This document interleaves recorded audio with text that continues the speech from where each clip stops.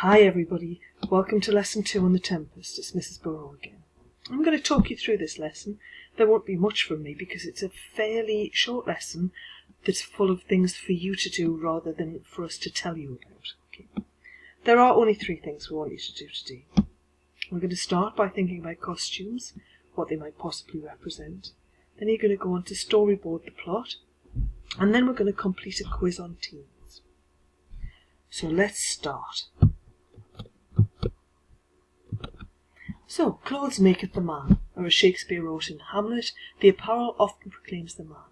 It's a very old proverb, and all it means is that what you wear influences how you behave, but it also sends out signals to everyone around you and tells you what sort of person you are. Think about this. When you're wearing a school uniform, you slip into the role of being a student in a way that you wouldn't if you weren't wearing a school uniform. It's slightly different. If you're a nurse and you're wearing a nurse's uniform, you become a nurse. Everybody views you as a nurse and everybody expects you to behave in a certain way. As soon as you take that uniform off, you're no longer a nurse.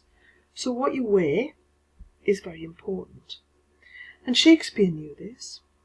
And actually it was even more significant in Jacobean England. There were things called the sumptuary laws, and they specified what people could and couldn't wear.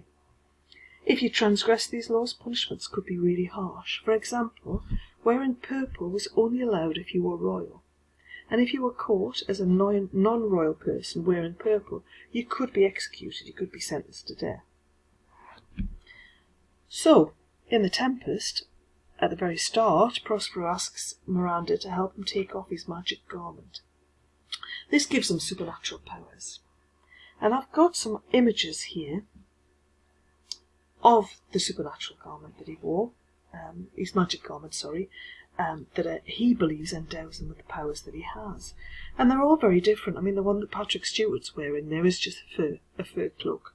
It doesn't seem very magic to me.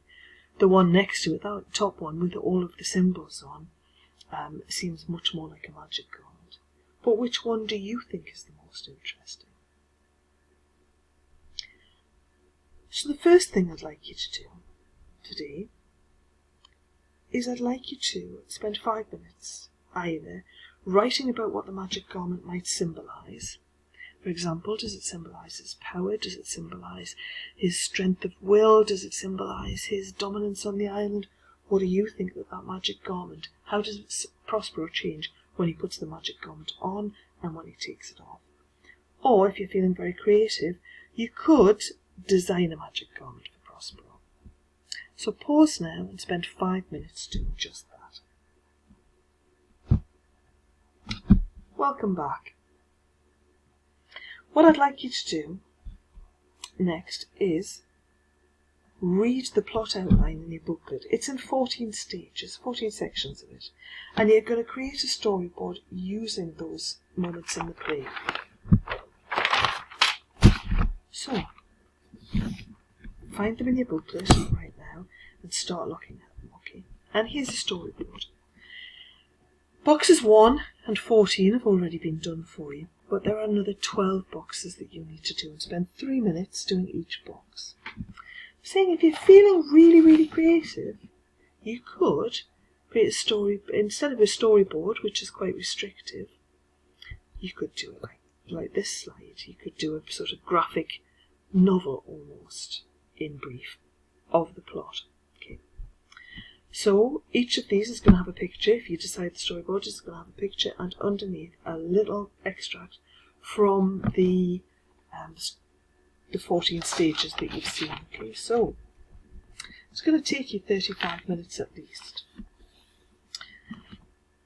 And in a moment I'm going to sign off and let you get on with that. But before we do that, I'm just going to tell you what you're going to do as soon as you've finished that. You're going to complete the quiz on forms.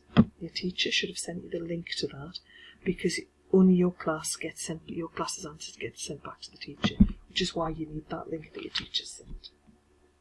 I'm going to say good luck with it. It should be really, really easy for you, that quiz. You should be able to get everything right if you do it after you've done your storyboard. And then just in brief, so next week we're going to continue with the Tempest, but you're going to look at more detail about themes and ideas within the play. and the setting in particular. You've already looked at islands, so it's all going to start coming together soon. So I'd like to say thank you for your time. Thanks for listening.